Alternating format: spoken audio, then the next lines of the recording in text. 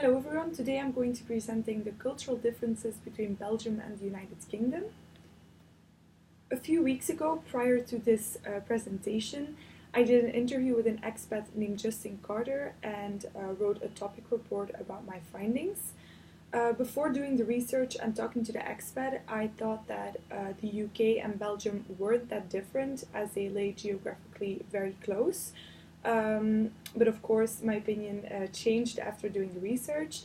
The sources I used during the report were the dimensions of Hofstede, the interview with the expat, and two articles. The structure of my report consists of two dimensions. We have uncertainty, avoidance, and masculinity. They will be the red thread throughout this process. We're going to start off with uncertainty avoidance. As you can see on the graph, there is a huge difference between the two countries. Belgium scores fairly high with a score of 94, and the UK scores fairly low with 35. Now we can explain this by looking at the facts. Belgium is a very strict country with a lot of rules, and the Belgian people are very coherent to these rules. They like to leave little to coincidence, and they plan a lot, and are also focused on innovating themselves. In the UK, it's quite relaxed. Not that they don't work a lot, but the way of doing business and doing work is a lot more at ease. They're going around the rules, and they're very patient. In the interview, the expat gave an example when decisions needed to be made in Belgium. It was a very long process with every opinion being considered before actually taking the decision. In the UK, on the other hand, he experienced it quite differently.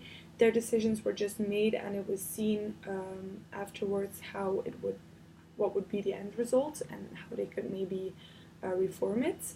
In the article I wrote was about closing business deals, how Belgian people close business deals.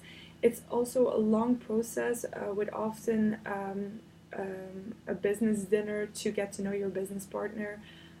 So Belgian people do need a lot of reassurance before taking big decisions. The next dimension is masculinity. We can see that there is not a lot of difference between the two results. Belgium is fairly in the middle, and the UK scores a bit higher. Belgium is, as I said before, in the middle. This is because the country has both feminine and masculine aspects. It's very important for Belgian people to reach a consensus so that both parties are pleased. We can also see that there are some differences between Flanders and Wallonia. Flanders scores fairly low with 43, and Wallonia higher with 60, so we can see that the south part of Belgium is a lot more masculine than the north part. The UK is masculine, but not extremely masculine, but it is driven by success, competition, and achievements. They are working hard to be the best at what they can do, and they have a clear performance ambition.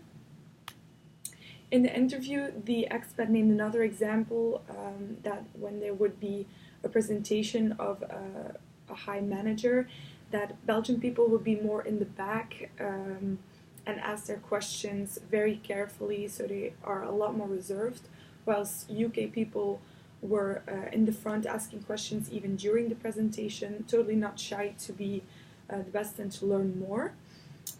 In the article I wrote, which was about proudness, it was said that Belgian people are very proud of themselves, of their heritage and their beer and so on.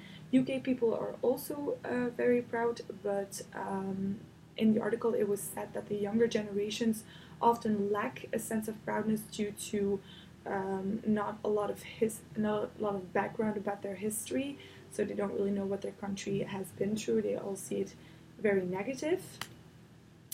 Now, finally, my conclusion. Belgium and the UK surely have social differences. They're not totally different. There are, of course, similarities, but I mainly focused on those social differences. and I can definitely say that there are. Did it come as a surprise to me? Not really. I mean, I was expecting some differences after doing the research, and I'm glad to know what those differences are for maybe in the future. And what did I learn? Well, I maybe want to be an expat later on in life, not specifically in the UK, but it is interesting to know that you have to take those cultural differences into consideration, and that it is interesting to maybe adapt more to the customs in another country. Thank you for your attention.